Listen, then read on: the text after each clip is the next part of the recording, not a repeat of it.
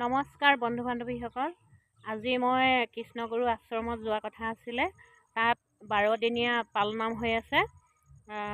কিন্তু এইখন আছে নলবাৰী জিলাৰ সৰ্থেবাৰী নহট্টত। আমি তালৈ যাবলৈ ওলাইছিলোঁ, কিন্তু দাতাই দিলেও বিধাতাই নিদিয়ে। মোৰ মানুহজনৰ সৰু সুৰা এটা এক্সিডেণ্টৰ কাৰণে যাব নোৱাৰিলোঁ। ভৰিত দুটা চিলাই পৰিছে। এই টমটম এখনে আহি পিনি মানে খুন্দা মাৰি দিলেহি। তাৰপিছত মই লৰালৰিকৈ যাবলগীয়া হ'ল। তাৰপাছত তাতে মেডিকেললৈ নিলোঁ। মেডিকেলৰ পৰা তাৰপিছত দুটা চিলাই পৰিছে ভৰিত, আঁঠুত দুখ পাইছে। সেইটো কাৰণে আজি সৰ্থেবাৰীত যোৱা নহ'ল। ভাবিছিলোঁ মই আপোনালোকক সৰ্থেবাৰী নহট্টত থকা কৃষ্ণগুৰু আশ্ৰমৰ পালনামবিলাক দেখুৱাম বুলি ভাবিছিলোঁ, কিন্তু দেখুৱাব নোৱাৰিলোঁ। আকৌ 12 দিনীয়া সভা অনুষ্ঠিত হ'ব। নহট্টলৈতো যোৱা নহ'বই। তথাপিতো মানুহজনে কৈছিলে মই পাৰিম দিয়া, তোমাক মই লৈ যাম, এনেকৈ কৈছিলে। কিন্তু মোৰ মনটোৱে নহহিলে।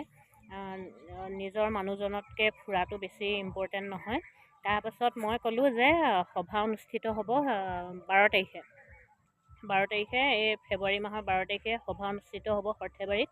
তেতিয়াহে মই আকৌ এবাৰ নহট্টলৈ যাম, কৃষ্ণগুৰু আশ্ৰমলৈ যাম। কিন্তু পালনাম মই নাপাওঁগৈ, মঙলবাৰে শেষ হ'ব। তথাপিতো একবাৰ মানে মই তাতে আপোনালোককো দেখাই দিম কৃষ্ণগুৰু আশ্ৰমখন কিমান ডাঙৰ, কিমান তাত স্কুল আছে, কলেজ আছে, সকলোবিলাক মই আপোনালোকক দেখাই দিম।